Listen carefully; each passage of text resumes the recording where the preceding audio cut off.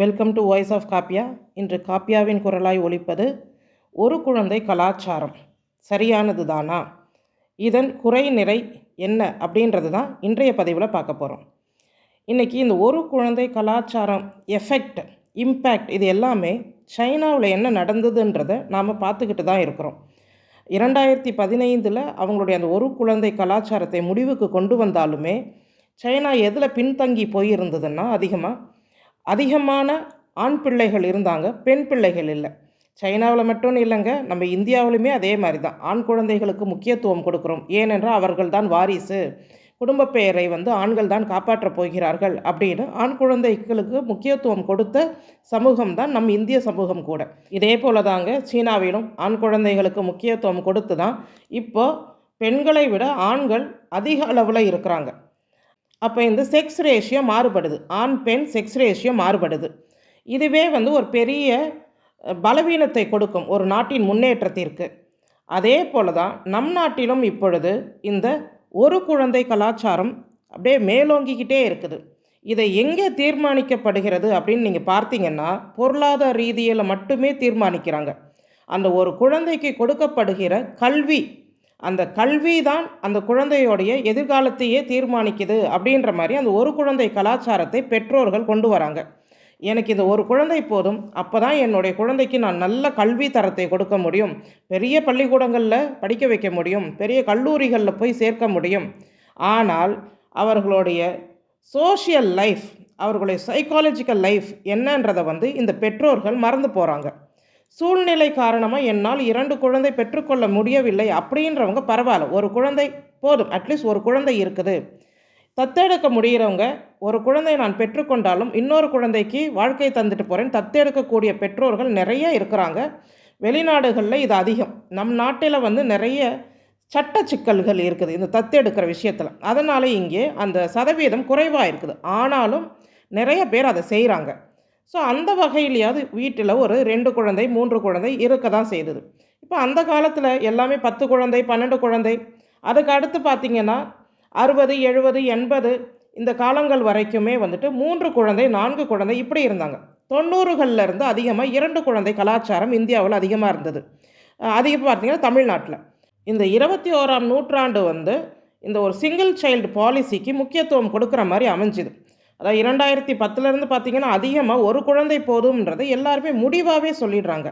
பெண்கள் அடுத்து ஒரு குழந்தையை பெற்றுக்கொள்ள பயம், காலம் கடந்து திருமணம் செய்கிறது, நிறைய காரணங்கள் இருக்குது. ஆனால் ஒரு குழந்தையை வளர்ப்பதற்கு இன்றைக்கி பேரண்டிங் ஷேரண்டிங் 2 வார்த்தையை பயன்படுத்துகிறோம். பேரண்டிங் பெற்றோர்கள் பார்த்துக்கணுன்றதை விட ஷேரண்டிங் 2 பெற்றோர்களும் சரிசமமாக அவர்களுடைய நேரத்தை பங்கு கொடுத்து அந்த குழந்தையை வளர்க்கணும் அப்படின்னு சொல்கிறாங்க. அந்த இடத்துல நாம் ஷேர் பண்ணுறதுக்கு கேர் பண்ணுறதுக்கு நமக்கு ஒருத்தர் தேவைப்படுறாங்க, பெரியவர்களாக இருக்கிற நமக்கே. அப்போ அந்த குழந்தைக்கு கண்டிப்பாக இன்னொரு துணை தேவைப்படுது. எப்படி தன்னுடைய எண்ணங்களையோ மகிழ்ச்சியையோ சோகத்தையோ பகிர்ந்து கொள்வதற்கு ஒரு அண்ணன் தம்பி தங்கை அக்கா இது போல் இன்னொரு உறவு தேவைப்படுது.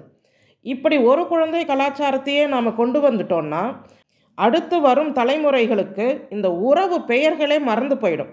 தமிழ் மொழியில் தான் அத்தனை உறவுக்கும் அழகான பெயர்கள் இருக்கிறது. அம்மா அப்பா பெரியம்மா பெரியப்பா சித்தப்பா சித்தி மதனி கொழுந்தியா, அதே மாதிரி அத்தாச்சி, பல பெயர்களுங்க. அந்த உறவுக்கு பெயர் இல்லாததே கிடையாது. மற்ற மொழிகளில் இவ்வளோ தூரம் இருக்குமான்னா குறைவு தான். அந்த அளவுக்கு உறவுகளுக்கு முக்கியத்துவம் கொடுக்கக்கூட ஒரு சமூகமாக தமிழ் சமூகம் இருக்கிறது, இந்திய சமூகம் இருக்கிறது. இந்த உறவுகள்னால் என்னன்னே தெரியாமல் போயிடும். அம்மா அப்பா மட்டுமே ஒரு குழந்தைக்கு தெரிந்தால் அந்த குழந்தையோடைய மொராலிட்டி எப்படி இருக்கும், அவர்களுடைய அந்த கலாச்சார பின்புலம் எப்படி இருக்கும். ஒரு பெண்ணை அக்கான்னு பார்க்க தெரியாது. அதே மாதிரி ஒரு சித்தி முறை, தங்கை முறை, பெரியம்மா முறை, ஒரு அத்தை முறை, அத்தை பெண், மாமா மகள் எதுவுமே இல்லாமல் ஒரு பெண் ஒரு ஆண். அப்போ இந்த சமூகம் எதை நோக்கி போய்கிட்டே இருக்குன்னு பாருங்கள். இன்றைக்கி நாம் அதிகமாக பேசுகிறோம், வன்முறைகள் அதிகமாகுது அப்படின்னு. ஏன் வளராது? வளரதான் செய்யும், வன்முறைகள் வளரதான் செய்யும். ஏன்னா குழந்தைகள் இன்றைக்கி நண்பர்களை மட்டுமே நம்பி வாழ்கிறார்கள். அந்த நண்பர்களும் சரியானவர்களாக இருக்கிறார்களா எப்படின்றத நாம் எப்படி கண்டுபிடிக்க முடியும்? நாம் பள்ளிக்கு அனுப்பும் போதே ஒரு ஸ்கூல் பஸ்ஸு, வேனு இல்லை தனியாக பேருந்து இது மாதிரி டிரான்ஸ்போர்ட்டேஷன் அரேஞ்ச் பண்ணிடுறோம். அந்த குழந்தைகள்கிட்ட நாம் என்ன சொல்கிறோம் அதிகமாக? யார்கிட்டேயும் எதுவும் கொடுக்காத, நீயும் யார்கிட்டேயும் எதுவும் வாங்காத, இப்படித்தான் இன்றைக்கு சொல்லி வளர்க்குறோம். நாம் வளர்ந்த காலங்களில் நாம் ஷேர் பண்ணது எல்லாமே நம்மளுடைய நண்பர்கள் கூட தான். சாப்பாட்டை ஷேர் பண்ணிக்கிட்டோம், பென்சில் ஷேர் பண்ணிக்கிட்டோம், புத்தகங்களை ஷேர் பண்ணிக்கிட்டோம். ஒரு குழந்தைக்கு படிக்க தெரியலைன்னா இன்னொரு குழந்தை வீட்டுக்கு போயிட்டு அங்கே உட்காந்து படிச்சுட்டு இருந்துட்டு வருவாங்க. தனக்கு தெரியலன்னா தன்னுடைய அக்காவோ அண்ணனோ வந்து அவங்களுக்கு சொல்லி கொடுப்பாங்க. அது எதுவுமே இந்த ஒரு குழந்தை கலாச்சாரத்தில் மறுக்கப்படுது. இந்த குழந்தைக்கு இந்த குழந்தையோடைய உணர்வை யாரிடம் கொண்டு போய் அது ஷேர் பண்ணும்? எனக்கு வந்து கவலையாக இருக்குது, எனக்கு மகிழ்ச்சியாக இருக்குது, எனக்கு இது வேணும் அது வேணும் அப்படின்னு இந்த குழந்தை எங்கே போய் சொல்லும்? பெற்றோர்கள்கிட்ட தான் சொல்லும். ஆனால் பெற்றோர்கள் அவர்கள் வயதுக்கும் இந்த குழந்தையோட வயதுக்கும் இந்த குழந்தை எல்லாத்தையுமே பெற்றோர்கிட்ட சொல்லுமா? சொல்லாது. அது குழந்தையோட மனநிலையும் கிடையாது. அவர்கள் வயதை உடையவர்கள்ட்ட தான் அவங்க அதிகமாக ஷேர் பண்ணிக்க முடியும். இப்போ நான் இந்த பதிவில் பாருங்கள், எல்லாமே எங்கள் வீட்டு குழந்தைகள் தான். இன்னும் ஒரு 3 குழந்தைகள் இதில் மிஸ் ஆகுறாங்க. அதாவது நம்முடன் பிறந்த அக்கா தங்கை தம்பியோட குழந்தைகள் தான். அந்த ஒரு சம்மர் வெக்கேஷனுக்கு அந்த 1 மாத காலம் எல்லாரும் அவங்களுடைய ஆட்சி வீட்டில் கூடி இருந்து அந்த பொழுதை கழிக்கிற ஒவ்வொரு நாளும் அவ்வளோ ஒரு சுவாரஸ்யமாக இருந்ததுங்க.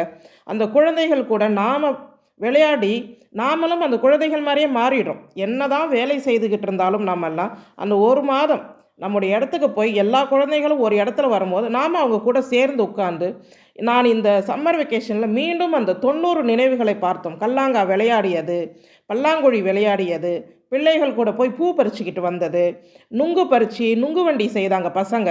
அவங்க தான் நுங்கு வெட்டி கொடுத்தாங்க. பெரியம்மா நீங்கள் கம்முன்னு இருங்க அப்படின்னு. இந்த மகிழ்ச்சியெல்லாம் எங்கேருந்து வரும்னு நினைக்கிறீங்க? ஒரு குழந்தை வச்சுருந்தா வந்துருமா? வராதுங்க, கண்டிப்பாக வராது. அப்போது முடிந்த வரை 2 குழந்தையாவது பெற்றுக்கொள்ள வேண்டும். நம்மளுடைய வசதி ஒரு குழந்தைக்கு 10,000 என்னால் செலவு பண்ண முடியுதா? அதை 2 குழந்தைக்கு பகிர்ந்து செலவு பண்ணுங்கள். நீங்களே அங்கே பகிர்ந்து இன்னொரு குழந்தைக்கு செலவு பண்ண தயாராக இல்லைன்னா உங்களுடைய குழந்தைக்கு வந்து பகிர்தல் அப்படின்றது எப்படி தெரியும்? தெரியவே தெரியாது. காலம் போக போக அந்த குழந்தை வளர வளர நீங்கள் வயதாவீங்க. ஆனால் அந்த குழந்தைக்கு உங்கள் மேலே பாசம் இருக்காது. ஏதோ கடமைக்கு உங்களை பார்ப்பாங்க. அதனால்தான் இன்றைக்கி முதியோர் இல்லங்கள் அதிகரிச்சுக்கிட்டே போகுது. இந்த குழந்தை பெற்றுக்கொள்ளுதல் குறைவாக ஆக இந்த ஒரு குழந்தை கலாச்சாரம் வளர வளர வயதானவர்கள் அதிகமாக இருக்கிறாங்க. இந்த சிறுவர்கள், இந்த இளைஞர்கள் குறைவாக இருக்கிறாங்க. இந்த இளம் தலைமுறையின் மீது நாம் பெரிய பாரத்தை தான் தூக்கி வைக்கிறோம். வயதானவர்களுக்கு மருத்துவ செலவுலேருந்து அவர்களுக்கு பாதுகாப்பு விஷயத்திலேருந்து எல்லாற்றையுமே அவங்க பார்க்க வேண்டியதாக இருக்குது. இதுவே அவர்களுக்கு ஒரு வெறுப்புணர்வையும் கொடுக்க ஆரம்பிக்குது. அதனால தான் நாம் இந்த 2 குழந்தை அட்லீஸ்ட் வேணும் அப்படின்றத நிறைய நாடுகள்ங்க, இன்றைக்கி ஐரோப்பிய நாடுகள்லேருந்து ஜப்பான் முதல் கொண்டு நிறைய நாடுகள் சொல்ல ஆரம்பிச்சிட்டாங்க. ஏன் சொல்ல ஆரம்பிக்கிறாங்க? இந்த ஒரு குழந்தை கலாச்சாரத்தில் அதிக அளவு இந்த பாசம், பற்று, இந்த குடும்ப உறவுகள் மீது ஆசை இதெல்லாம் இழக்க ஆரம்பித்து இன்றைய இளைஞர்கள் திருமணத்தின் மீதே ஆசையை இழந்து விட்டார்கள். திருமணம் வேண்டாம், குழந்தை வேண்டாம், கமிட்மெண்ட் வேண்டாம், நான் எதிலுமே கட்டுண்டு கிடைக்க எனக்கு பிடிக்கவில்லை, நான் வந்து ரொம்ப ஃப்ரீடமாக இருக்கணும், இண்டிபெண்ட்டாக இருக்கணும், இப்படி தான் அவங்க மூளை வந்து செயல்படுது. ஏன்னா அவங்க ஒரு குழந்தையாக இருந்து அவர்களுக்கு நாம் செல்லம் கொடுத்து அவர்களுக்கே முக்கியத்துவம் கொடுத்து அவர்களுக்கு ஒரு தைரியம் வந்துடுது. எது செய்தாலும், நான் என்ன செய்தாலும் என்னுடைய பெற்றோர் என்னை ஒன்றும் செய்ய முடியாது. இதனுடைய தாக்கம் பள்ளிகளிலும் ஆசிரியர்கள் அந்த குழந்தையை திட்டுவதற்கோ அடிப்பதற்கோ கண்டிப்பதற்கோ தயங்குகிறாங்க. ஏன்னா அதிக அளவில் இருக்கிறது ஒரு குழந்தை, இல்லை என்றால் 2 குழந்தை. அந்த பெற்றோர்கள் வந்து அதை ஏற்றுக்கொள்ள மாட்டாங்க, அந்த ஆசிரியரை தான் தாக்குறாங்க அடுத்து. ஸோ இந்த நிலை போக போக மொராலிட்டி குறைந்து கொண்டே போகிறது குழந்தைகளிடத்தில்.